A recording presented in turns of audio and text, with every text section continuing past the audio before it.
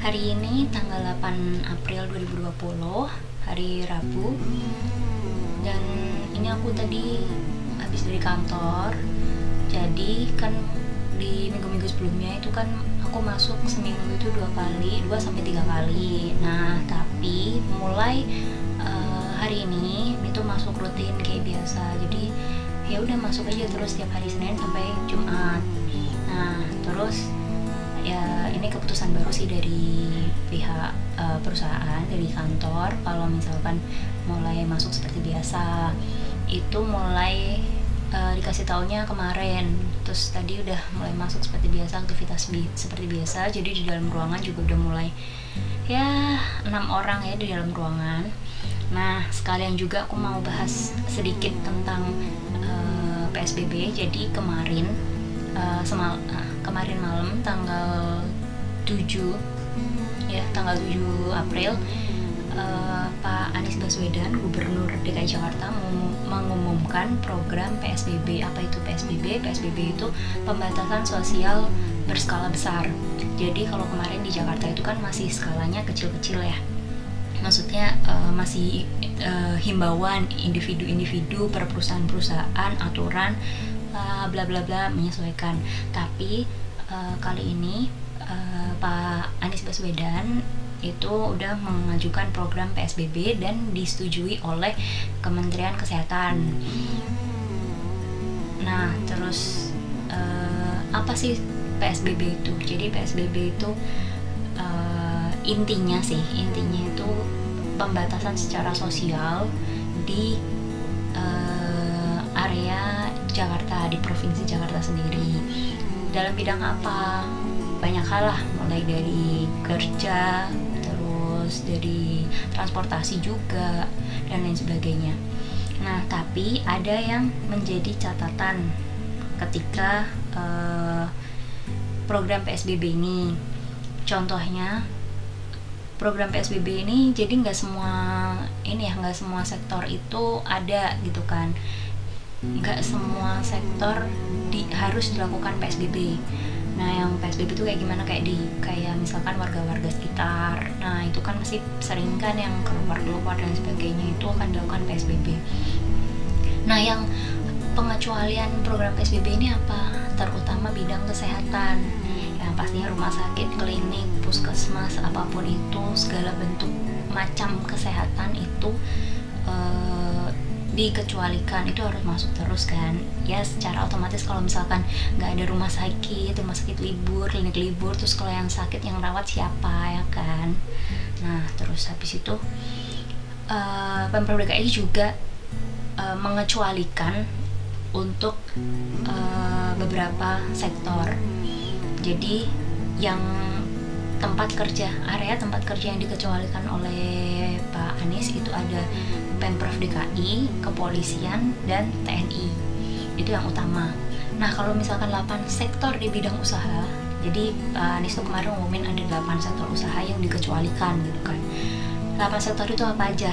Yang pertama itu ada kesehatan, yang tadi aku bilang, kesehatan, rumah sakit, segala macam bentuk, maupun usahanya ya, maksudnya kayak pembuatan sanitizer atau pembuatan sabun cuci, sabun mandi, dan lain sebagainya. Pokoknya yang berbau-bau kesehatan, industri masker, pembuatan masker, dan lain sebagainya itu dikecualikan. Jadi tetap harus masuk dengan aturan. Nah, aku tambahin lagi, ini aku garis bawain ya. Kalau PSBB itu pengecualiannya tapi memperhatikan social distance, tetap memperhatikan social distance. Jadi tetap ada pembatasan ketika bertemu dalam area kerja kayak gitu. Lanjut ya, yang pertama kesehatan, yang kedua itu ada sektor pangan, makanan, dan minuman. Sektor pangan, makan, dan minuman ini apa aja? Ya, usaha-usaha ini, pabrik-pabrik makanan atau minuman itu mereka tetap produksi gitu kan, mereka tetap beroperasi gitu tanpa pengecualian. Balik lagi, ada pembatasan sosial, ada social distance di tempat kerja kayak gitu. Terus yang ketiga itu ada sektor energi. Sektor energi itu kayak apa? Air, gas, listrik, itu tetap harus berjalan gitu kan.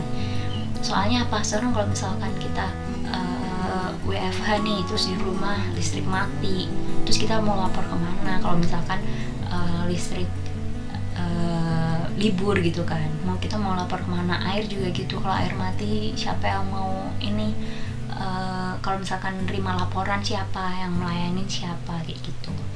Terus habis itu yang keempat itu ada komunikasi itu kayak telepon, layanan telepon ya, Telkom provider lah, Indosat, Telkomsel dan lain sebagainya ya. Terus di 5 ada sektor keuangan dan perbankan serta pasar modal. Jelas karena apa, ini penunjang sistem ekonomi di manapun lah. Kalau misalkan perbankan tutup, yang melakukan jual beli siapa? Kita ambil. Kalau misalkan kita ada masalah dengan bank kita, siapa yang ngurus gitu kan? Kita nggak bisa ngurus kemana-mana, masa harus nunggu kapan bank buka kan nggak mungkin. Terus yang keenam itu ada logistik dan distribusi barang. Jelas itu yang utama. Sektor logistik dan distribusi barang itu kalau misalkan nggak ada, kebutuhan masyarakat gimana mau memenuhi gitu kan, mau distribusiin barangnya gimana kalau nggak ada. Termasuk tempat kerjaku ya, yang termasuk distribusi barang ya. Terus habis itu yang ketujuh ada kebutuhan keseharian retail kayak warung, toko kelontong dan lain sebagainya sekitaran rumah, itu boleh kerja. Terus yang kedelapan itu industri strategis ya, pasti tau lah industri strategis yang kayak gimana ya, itu tadi yang mendorong kayak TNI. Nah itu sebagai sektor garda terdepan dari Indonesia gitu kan, dari suatu negara. Nah terus habis itu yang boleh tuh apa kalau misalkan selain itu tadi 8 ya, kegiatan organisasi sosial itu juga dikecualikan terkait penanganan COVID-19 ini. Misalnya kayak pengelolaan zakat atau pengelola bantuan sosial atau NGO kesehatan, segala NGO yang berkaitan ya kayak kesehatan dan sebagainya itu boleh beraktivitas seperti biasa, tapi tetap memperhatikan social distance. Nah kalau misalkan kegiatan keagamaan itu dikasih batasan ya, maksudnya boleh berkumpul maksimal itu 20 orang, tapi alangkah lebih baik kalau misalkan melakukan ibadah di rumah masing-masing. Nah terus kan tadi aku bilang kalau misalkan ya jadi ada pembatasan gitu, kalau misalkan di dalam ruangan itu cuma 5 orang, kalau misalkan berkumpul warga itu maksudnya perkumpulan di area terbuka gitu ya, itu sekitar 20 orang itu maksimal, nggak boleh lebih dari 20 orang. Nah Polda juga karena adanya keputusan dari Gubernur DKI, Polda mulai nyusun nih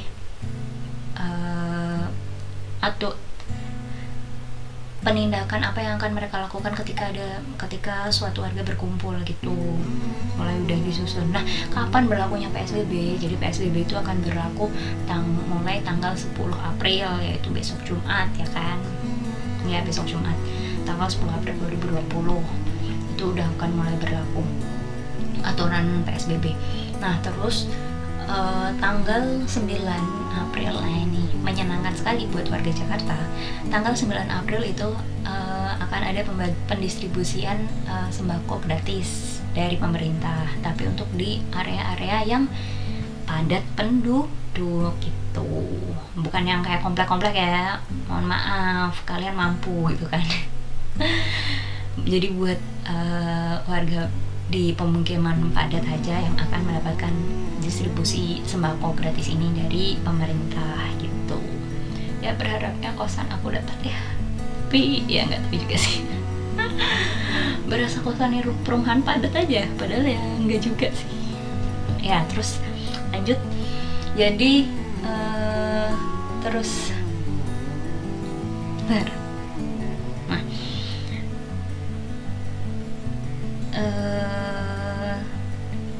nah jadi tuh Pemprov, jadi Pemprov maupun Polri, TNI itu akan berpatroli gitu keliling-liling, akan ada jam itu juga, akan ada ya pokoknya bakal patroli gitu lah untuk ngecekin warganya.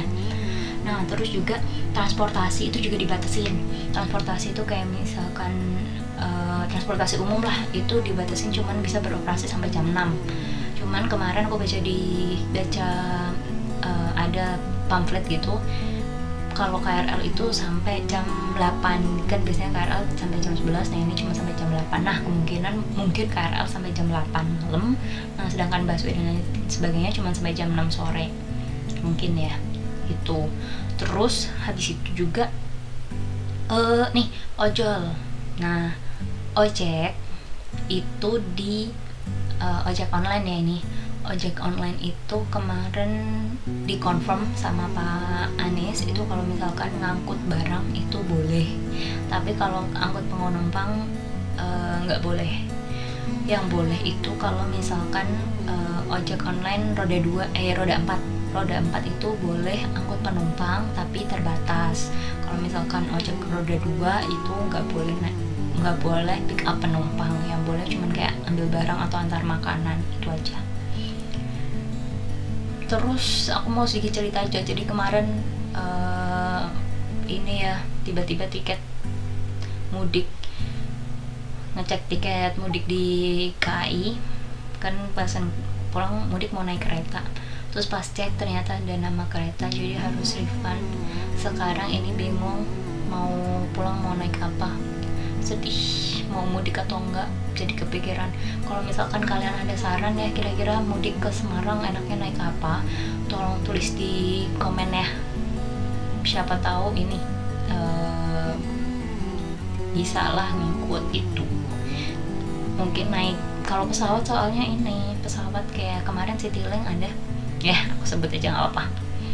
Kemarin Citylink itu sama teman aku, dia langsung di refund gitu, tiketnya langsung di cancel dari pihak maskapai, jadi nggak bisa operasi. Nah ini aku bingung mau gimana gitu kan, takut pulangnya mau naik apa gitu, mau naik bis, tapi ntar lihat sikon dulu bis operasi atau enggak. Nah kalian kalau misalkan ada saran nih bis atau apapun itu, kalau bis apa, tulis di bawah ya, yang masih tiketnya ya buat tanggal ya 20 Mei lah ya kira-kira.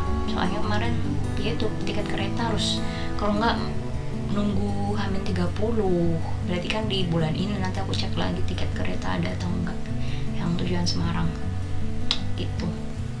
Oh satu lagi, jadi kalau misalkan di Jakarta kan nggak ada lockdown, tapi di daerah-daerah tertentu, bukan di daerah tapi di RT-RT itu udah mulai melakukan lockdown, cuman bukan lockdown juga sih, jadi kayak mereka udah tutup pagar semuanya ditutup pagarnya gitu. Jadi pintu keluarnya juga cuman terbatas, jadi warga nggak bisa keluar kecuali ada kayak pintu, untungnya sih ada pintu samping gitu, jadi kita bisa keluar masuk lewat situ. Jadi yang pintu gerbang kebuka gede itu udah nggak dibuka lagi. Nah di beberapa daerah di Jakarta juga udah ngelakuin itu. Jadi kalau misalkan mau pesan ojek gitu atau Grab atau sebut merek, maksudnya ojek online gitu, mau pick up itu harus muter kadang dia, kalau misalkan gak tutup cari jalan lain. Mau antar makanan juga gitu. Jadi ya bersabarlah kalian untuk yang ojek online ya. Sekian videonya, bye bye. Kalau misalkan suka di like, boleh share, dan jangan lupa subscribe. See you on the next video, bye bye.